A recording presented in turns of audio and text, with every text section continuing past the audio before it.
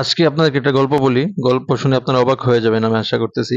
আমার হাতে একটা ইয়েলো রিংনেক বেবি দেখতে পারতেছেন। যদিও ওর বাপ মা হচ্ছে ইয়েলো রিংনেক, কিন্তু ওকে আসলে ডিম থেকে ফোটানোর আসল কারিগর হচ্ছে ককটেল। কিভাবে সম্ভব হলো এটা আমি আপনাদেরকে বলি। আমি দ্বিতীয়বারের মতো ইয়েলো রিংনেককে ডিম পাড়ানোর জন্য বক্স দিয়েছি এবং ডিম পাড়ছে কিন্তু তা দেয় না। কিন্তু দেখলাম ডিমটা জমছে, যখন চিন্তা করলাম যে কি করা যায়, তখন আমি চিন্তা করলাম যে এটা আমার যেহেতু ককটেলের ডিম আছে, তো ককটেলের ডিমের নিচে এনে দিয়ে দিই। তো দীর্ঘ ২৫ দিন পরে কিন্তু এটা ফুটাইছে। তো ফুটানোর পরে হইছে কি, যে যেটা আমরা বলে থাকি যে বেবি হওয়ার পরে কিন্তু খাবারটা ইম্পোর্টেন্ট না। যদি প্যারেন্টস এর বা আমাদের লাইটের নিচে তাপ না পাওয়া যায়, বা মোট কথা ওর বডি যদি ঠান্ডা হয়ে যায়, তাহলে কিন্তু খাবার থাকলে কিন্তু সে মারা যাবে। তো এইজন্য পুরা বডি ঠান্ডা হয়ে গেছিল। আমি কিন্তু লাইটের নিচে নিয়ে গেছিলাম।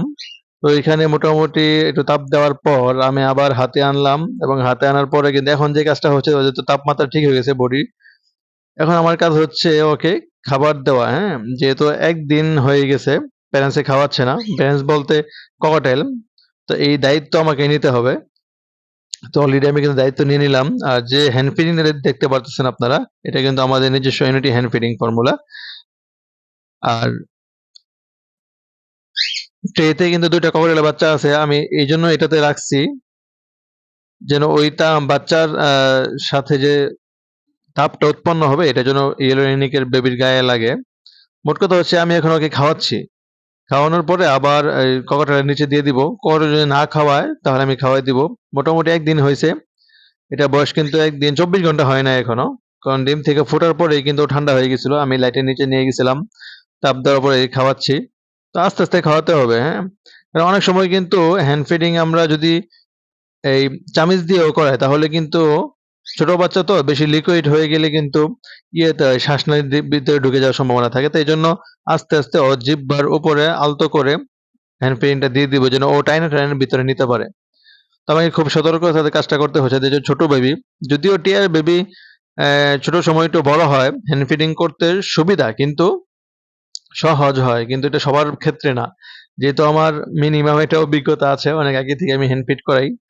বাচ্চাকে ছোট বাচ্চাদেরকে হ্যান্ড ফিড করাইছি, এবং এর আগেও টিয়ার বাচ্চাকে হ্যান্ড ফিড করাইছি, এখনো করাচ্ছি। তো এই জন্য ভয় পাচ্ছি না। অনেক সময় প্রথম আমার হাত কাঁপতো, যে এত ছোট বাচ্চা কিভাবে কি করবো, ধরবো কিভাবে, খাবারটা তো পরের ইস্যু। তো আলহামদুলিল্লাহ আজকে পর্যন্ত সে আমার কাছে ভালো আছে। এখনো ২৪ ঘন্টা হয় নাই। আস্তে আস্তে ওকে খাওয়াচ্ছি। আমার মেইন কাজই হচ্ছে যে ওর বডিতে তাপ আছে কিনা এটা খেয়াল রাখা। তো এইজন্য আমি সবসময় কিন্তু যে কভারের নিচে রাখছি, ওইটা আমি সবসময় চেক করি যে ওর বডি ঠিক আছে কিনা, এবং সেটা যদি ঠিক থাকে তাহলে আমি খেয়াল রাখি যে আসলে প্যারেন্টসে খাওয়াচ্ছে কিনা। মোট কথা হচ্ছে ককটেল। তো এখন পর্যন্ত কিন্তু ককটেল ওকে একটা দানা পরিমাণও খাওয়ায় নাই। যেহেতু অনেক সময় হয়ে গেছে। তো এইজন্য আমি মোটামুটি ৪ বেলা, এখন পর্যন্ত ৪ বেলা ওকে আমি হ্যান্ড ফিড করাচ্ছি। এটা হচ্ছে ৪ নম্বর বার। এর আগে ৩ বারে কিন্তু আমি ওকে হ্যান্ড ফিড করাই ফেলছি। ওইটা ভিডিও করে দেখানোর সুযোগ হয় নাই। কারণ খুবই নার্ভাস ছিলাম, যে এত ছোট বাচ্চা। আগে ওর বডিতে শক্তিটা নিয়ে আসি। যেহেতু ছোট সময় ডিম থেকে ফোটার পরে কিন্তু ঠান্ডা হয়ে গেছিল। কারণ ও ফুটছিল আগে, আর বাকি যে ২ টা ককটেল ফুটছিল ওরা কিন্তু ২ ঘন্টা পরে ফুটছে। আর একটা ফুটছিল, আর বাকি ককটেলের বাচ্চা কিন্তু অন্য জায়গা থেকে এনে দিছি ওর কাছে, যেহেতু ওর তাপটা ঠিক মতনে হয়। তো চলেন, খাওয়ানো শেষ। এখন ওদেরকে ওর যে প্রকৃত মা-বাবা আছে, ইয়েলো রিংনেক, ওদের সাথে দেখা করাইতে নিয়ে যাচ্ছি। তো দেখা করার কাজ শেষ। তো খাওয়ানো শেষে আমি বেবিগুলোকে ককটেলের নিচে দিয়ে দিচ্ছি। তো আলহামদুলিল্লাহ এখন অনেকটুকু বড় হয়ে গেছে।